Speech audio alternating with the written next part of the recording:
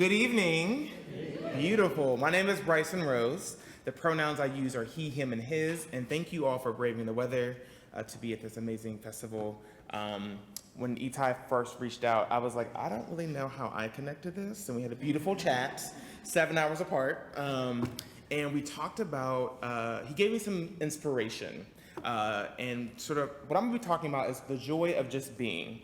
So in my day-to-day work, I actually build the capacity of human service providers. But there's something that I think I don't get to talk about a lot in trainings, and that is the joy of just being, and how that's getting more complicated in cities like New York, which sort of monetize space and time at all times.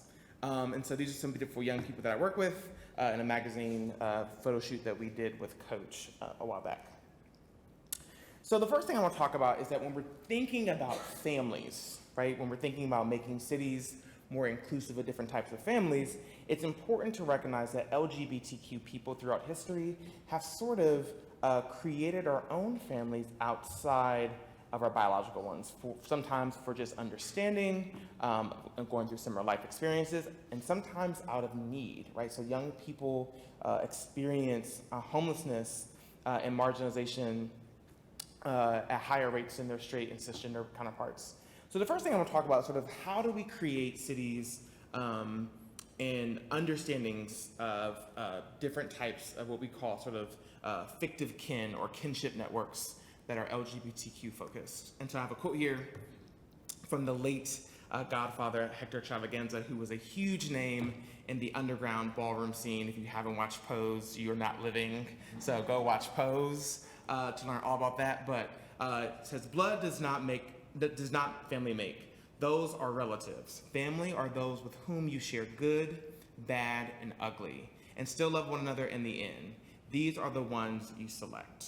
Right? And so when we're thinking about how HMI does this on a day-to-day sort of experience, is that my initial background is in sexual health and reproductive health for LGBTQ young people. And we got a grant to work with families. And what we did as an organization was said, young people really don't feel comfortable talking to their parents about sex, particularly LGBTQ young people. So we worked with what were called house and ballroom families. And so we got together house and ballroom leaders, often called mothers and fathers, to sort of talk about how we can create testing initiatives around HIV, sexual health initiatives, how we can get young people who are living with HIV connected to care. We did different balls, different events that sort of leveled or leveraged the leadership experience of those mothers and fathers. And so when we're thinking about how do we create communities that sort of are inclusive, one of those things is going to be to speak to sort of fictive kin parents, right? In terms of how do we sort of create leisure, right? We're not always going to be going to new parents, right? Maybe going to sort of elders in the community who have their own families. This is a picture from Pride. It was very fun. I had a lot of fun this year. The second is that these spaces have to be accessible. So the beautiful thing about being a trainer is that I get to sort of get you in the room and talk about one thing and then surprise you with another thing. So often people come to the training like, LGBTQ, great. And I'm like, oh, have you heard of Kimberly Crenshaw?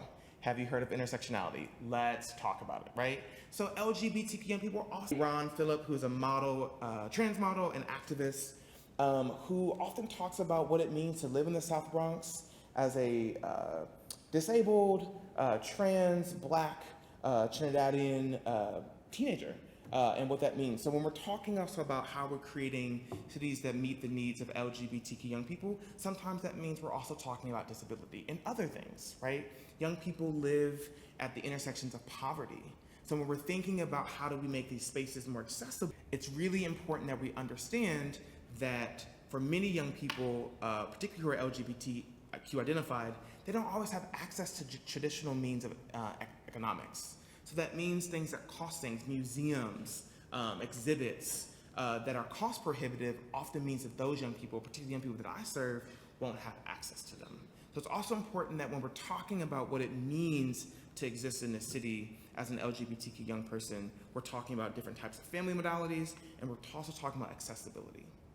But I think this is also important to also highlight that we also need free public spaces that are also disruptive, right? So the ways in which the young people I work with, 92% of identify as Black or Latino or person of color, also experience hypervigilance around policing, right? So these spaces that we're creating also need to be informed by the ways in which young people have to navigate. And so when we're talking about how do we make cities more accessible and safer for people, that's bringing young people to the table to say, actually the West Village was a haven for us for so long, and due to gentrification, it's no longer.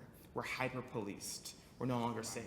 So when we're thinking about how we also can sort of create safer spaces, that means that we have to talk about how urban renewal is actually pushing out those who are most marginalized, particularly LGBTQ young people who sit at the intersection of being young, and sort of in our society, young people don't always have access to power in the ways that adults do.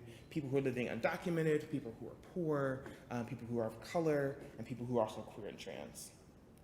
So it's really important that when we're thinking about how we create space, that we're doing that. How HMI does that is that we pay young people, right? We get money from donors, we get money from state governments, we get money from federal governments, and we create programming that speaks to the lived experiences of young people that they can actually sort of self-organize and create. So this year, in the 50th anniversary sort of Stonewall, we created, we actually sort of ramped up our ball on the pier. And that was all sort of peer-led by young people who had the capacity to sort of say, this is what we want to see, this is where we want to be. And we actually had a ball, a full-fledged ball on the pier, as we have done in previous years, but not with as much money and as much time and energy. But it was something that young people were able to sort of do. So I just want us to think about, when we're thinking about creating more insightful and thoughtful and responsive cities, that who is left in the margins, right? When we're thinking about how technology shapes, who has access to that technology? And if it's not queer and trans people of color who are living at multiple intersections, who are also disabled, who are also undocumented, then who is this innovation really for? That is all I have. It was very quick. So thank you.